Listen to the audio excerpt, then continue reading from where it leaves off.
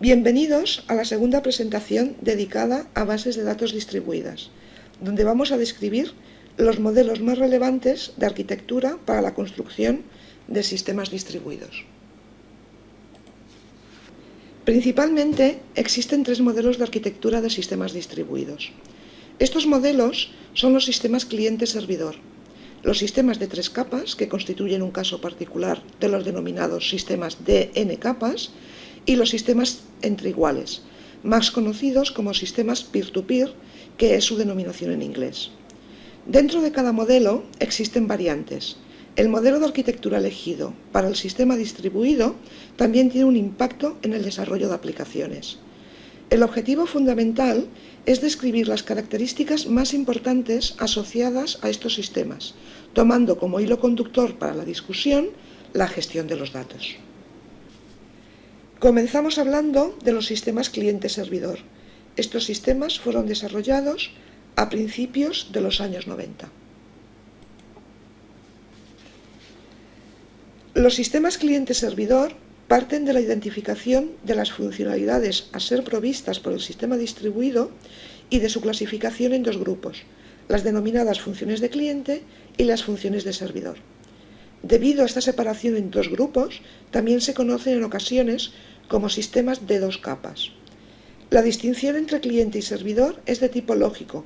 Por ejemplo, las funcionalidades de servidor no tienen por qué ejecutarse en una única máquina ni por un solo programa. Asimismo, nada impide que una misma máquina ejecute funcionalidades de tipo cliente y de tipo servidor. Con todo, es práctica habitual dedicar unas máquinas como servidor y otras que actúen como clientes, en beneficio de las aplicaciones y, en consecuencia, de los usuarios. Las funcionalidades provistas por los clientes y servidores también se conocen respectivamente como procesos cliente y procesos servidor. Por lo tanto, los nodos del sistema distribuido con atribuciones de cliente ejecutan procesos cliente, mientras que los nodos con atribuciones de servidor ejecutan procesos servidor. Un ejemplo de funcionalidad a suministrar es la gestión de los datos, que es responsabilidad del servidor o servidores de la base de datos, es decir, del sistema o sistemas gestores de la base de datos. Por su parte, los clientes están al cargo de ejecutar el código asociado a las aplicaciones. Esto último puede incluir tanto la ejecución de la lógica de la aplicación, conocida también como lógica de negocio, como de la interacción con los usuarios.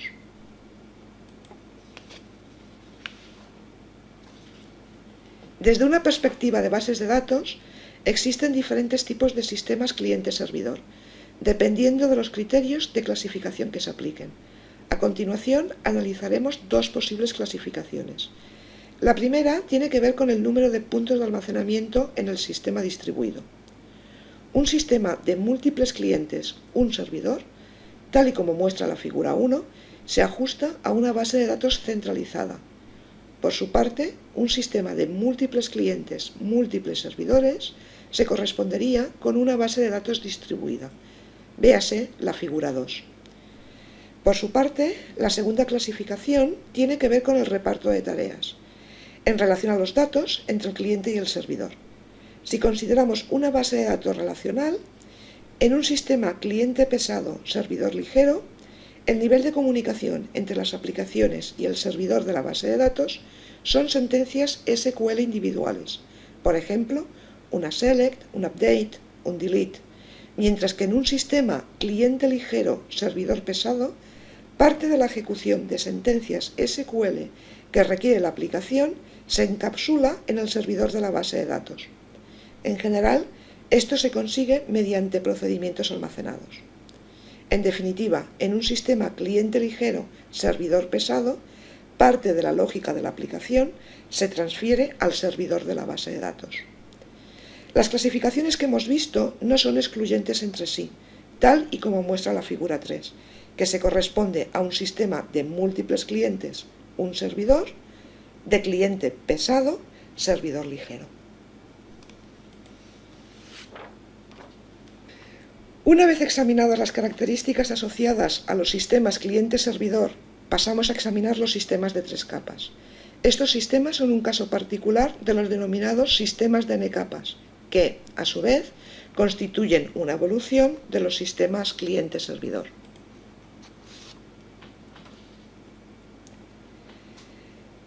Los sistemas cliente pesado, servidor ligero imponen bastantes desafíos ante cambios en la lógica de la aplicación.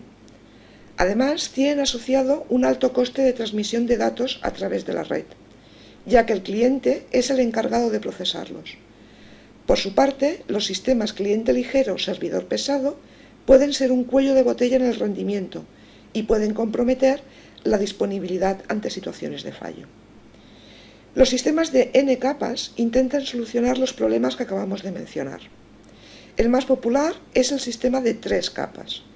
En este tipo de sistemas se añade una capa intermedia entre el cliente y el servidor, de tal manera que estos quedan liberados de ejecutar el código que corresponde a la lógica de negocio. Más concretamente, la capa de cliente se encarga de la interacción con los usuarios. La capa de gestión de datos se encarga del acceso a los datos que pueden estar en uno o en varios servidores. La capa de negocio, por una parte, actúa como servidor de la capa de cliente, suministrando la información requerida por los usuarios, y por otra, actúa como cliente de la capa de gestión de datos, solicitando los datos necesarios para responder a las peticiones de los usuarios. La información dada a los usuarios surge como consecuencia de procesar los datos obtenidos de los servidores, es decir, surge como consecuencia de ejecutar el código asociado a la lógica de negocio. Los sistemas cliente-servidor y los de 3 capas son ampliamente utilizados en el desarrollo de aplicaciones que acceden a bases de datos relacionales. También se usan en el desarrollo de aplicaciones web. El último modelo de arquitectura para la construcción de sistemas distribuidos que deseamos analizar son los sistemas peer-to-peer. Las primeras implementaciones son de finales de la década de los 90.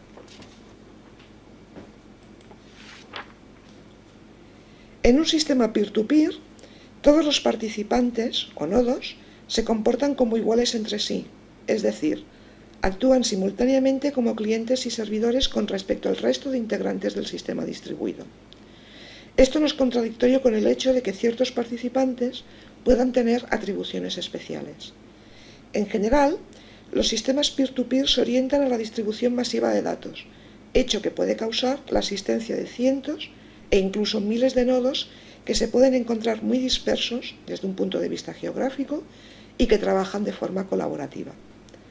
Además, los participantes pueden ser de naturaleza diversa y autónomos.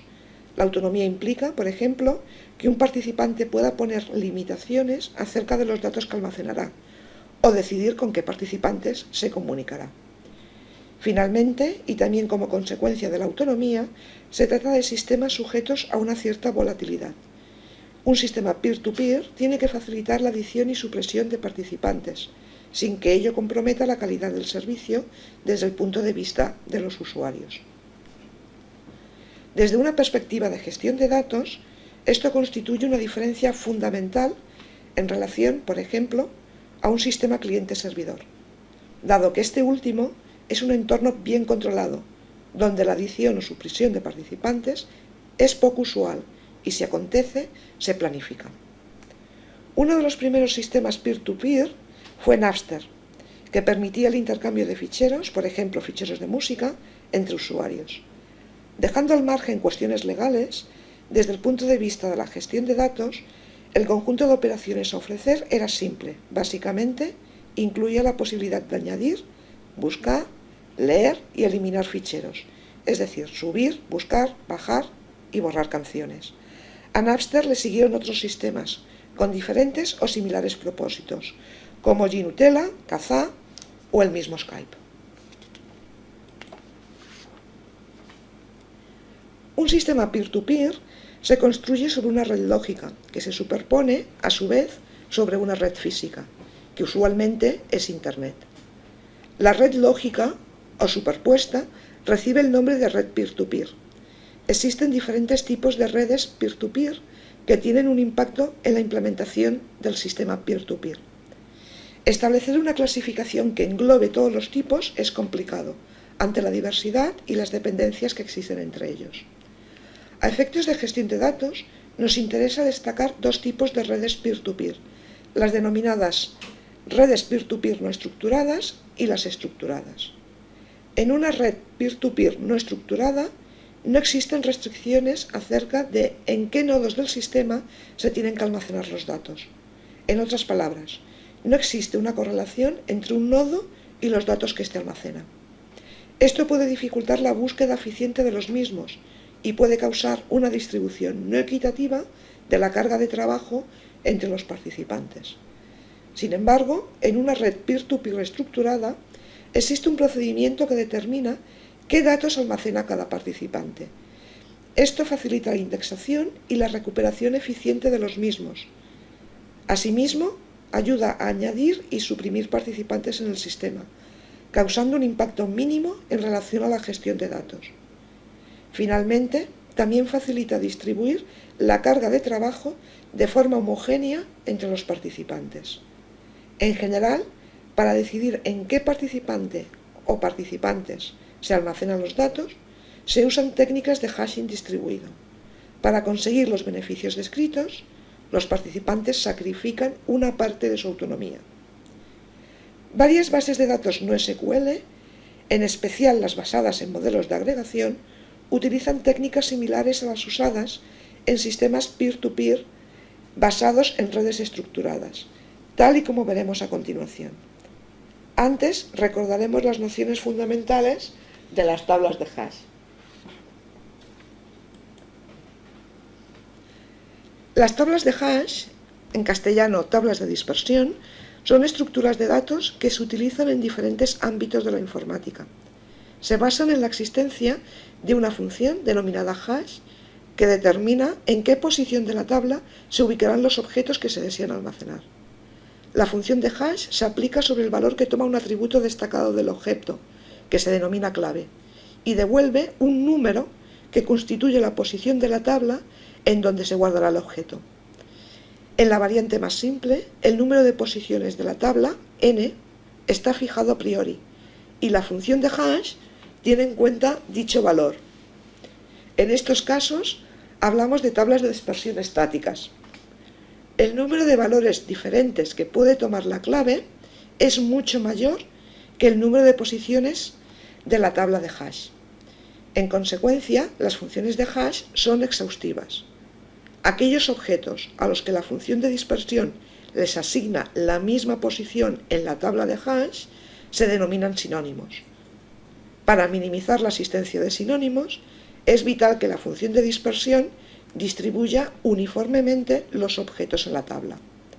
Las tablas de dispersión permiten resolver eficientemente los accesos directo por valor, es decir, recuperar un objeto que tiene un valor determinado para la clave, pero no los accesos secuenciales por valor. Por ejemplo, recuperar todos los objetos dentro de un rango de claves. En el caso de una base de datos, nos podemos imaginar la tabla como un conjunto de páginas en disco, tal y como se muestran las figuras. En la figura inferior podemos ver que los objetos con valores de clave key1 y key4 son sinónimos. Uno de los problemas que puede acontecer es que el rendimiento se degrade. Esto puede pasar cuando la función de hash no distribuye los objetos de forma uniforme o cuando tenemos que almacenar muchos más objetos de los esperados. En definitiva, hemos asignado un número n de páginas insuficiente. En estos casos hay que gestionar objetos que no caben en la página que la función de hash ha determinado y que se denominan excedentes. Existen diversas alternativas para gestionarlos. La más simple es habilitar páginas de excedentes que los absorban y que se encadenan con las páginas inicialmente previstas. En el caso peor, puede ser necesario reconstruir la tabla de forma completa, bien asignando un número mayor de páginas, bien cambiando la función de hash. La situación descrita claramente no es deseable. Por ello, existen alternativas a las tablas de dispersión estáticas, las denominadas tablas de dispersión dinámicas. En ellas, no es necesario que el número n de páginas esté fijado a priori. En otras palabras, el número de páginas crece a medida que se requiere más capacidad de almacenamiento.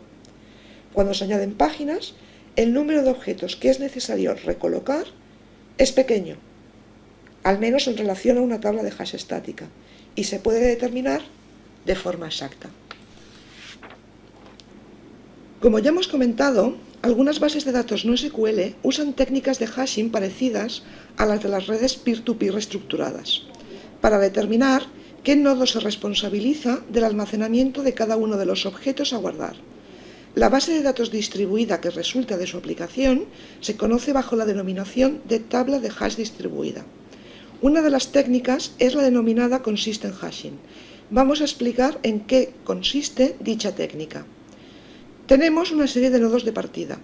Tal y como muestra la figura de la izquierda, en nuestro ejemplo tenemos 4, identificados como A, B, C y D. La función de hash se aplica sobre la clave del objeto y dependiendo del valor devuelto por la función, el objeto se almacena en un nodo u otro. Para ello, los posibles valores que retorna la función de hash, de 0 a n-1, se agrupan por rangos, que se asignan a nodos. Si nos fijamos de nuevo en la figura, los valores que pertenecen al rango pintado en azul serán responsabilidad del nodo A, los grises del B, los naranjas del C y los verdes del D. Para entender mejor el funcionamiento, conviene representar los rangos y nodos en un círculo. Cuando se desea almacenar un nuevo objeto, se aplica la función de hash sobre su clave. El valor devuelto se coloca en el círculo.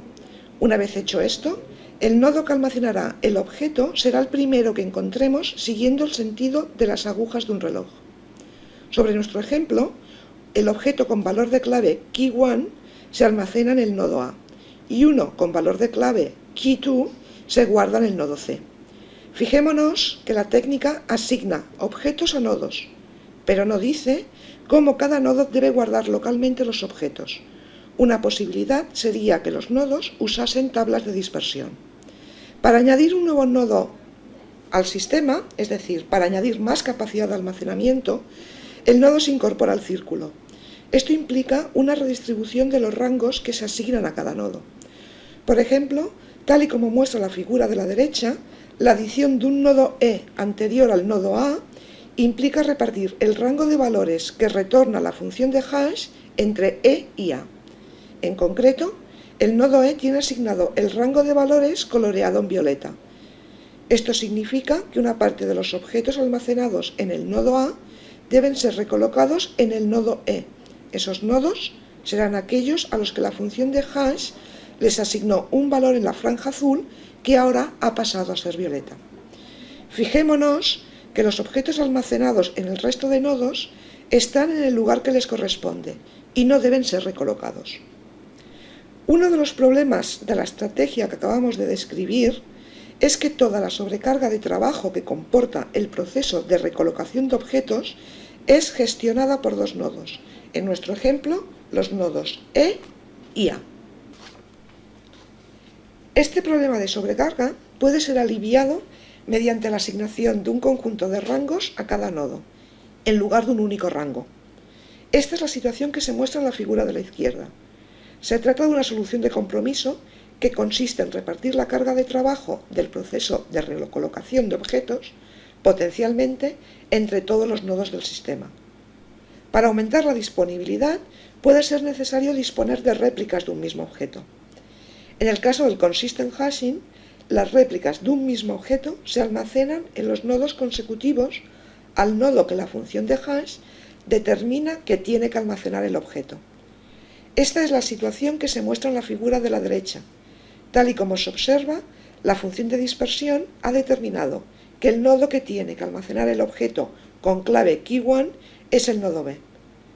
En la figura se muestra con flecha de línea sólida. Adicionalmente, se guardan réplicas de ese mismo objeto en los nodos C y D. Son las flechas de línea discontinua en la figura.